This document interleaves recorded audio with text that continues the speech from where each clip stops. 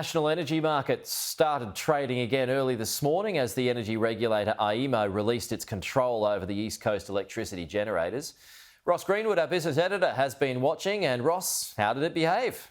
Well, it behaved okay. At one stage, they were a bit worried it was going to completely freak out. There were some prices in early trading around $15,000 per kilowatt hour, but it has settled down since then. And just a few minutes ago, we took a snapshot of the market so that you could see this.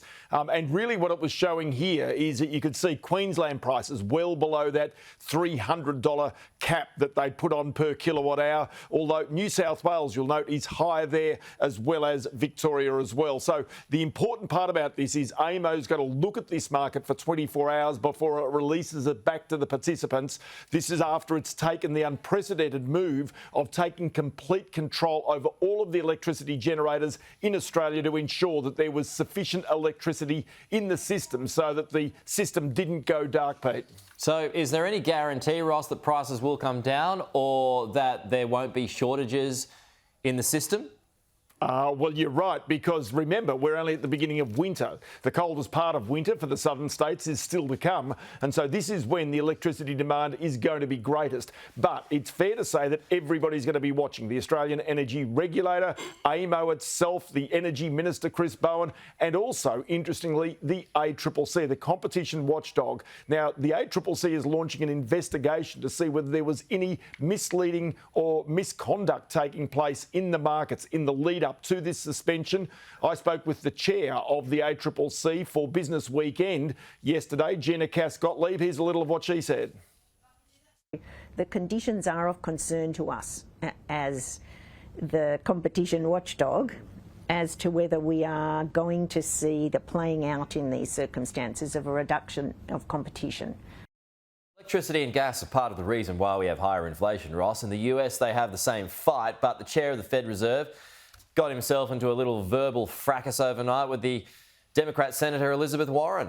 He did indeed. Now, this is interesting because I spotted this morning, this just little back and forward that took place, and Elizabeth Warren making some key points. The only reason why I picked this up is because it's not a dissimilar argument that you could mount here in Australia in regards to higher interest rates. So let's just pick up this exchange where Elizabeth Warren really does take on Jerome Powell about the consequence of rising interest rates.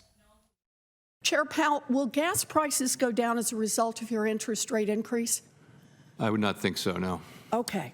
That matters because gas prices are one of the single biggest drivers of inflation. Chair Powell, will the Fed's interest rate increases bring food prices down for families? I wouldn't say so, no.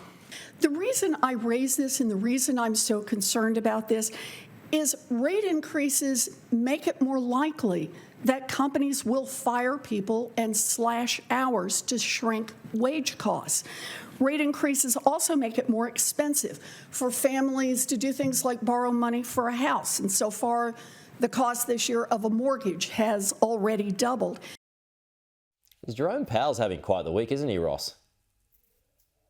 You've got to say, it's been a pretty tough week for him, there is no doubt. But look, I'll tell you one other story I've noted this morning, Pete. Have you spotted this, that Pink Floyd is going to sell off its music catalogue?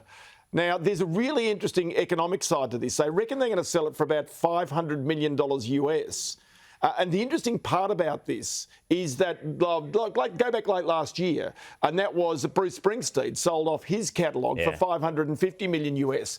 But the interesting part about this is to remember one small thing. As interest rates rise, the value of everything falls. Doesn't matter whether it's a property or whether it's a share, or indeed whether it's your music catalogue. So I'll be fascinated to see whether Pink Floyd, Dark Side of the Moon, the whole lot of it, that whole catalogue can actually be sold for that price that they're hoping for. It'll be one of the big music companies that will end up buying it off them, Pete, I would suggest. Right, yeah. I mean, I remember, isn't it the Beatles sold their catalogue to Michael Jackson all those years ago, and then they ended up buying it back?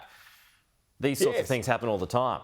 They do. And remember, what this is, it's about the income stream that's going to come into the future. And so if you buy it the rights. You can obviously sell it for ads or whatever it might be. But then it's also the royalties that will continue to come. So it's actually the income stream that these big investors are actually chasing these catalogues for. Wish You Were Here, one of my favourite songs. I wish you were here too, Pete. That's exactly right. Ross, thank you. Talk to you soon.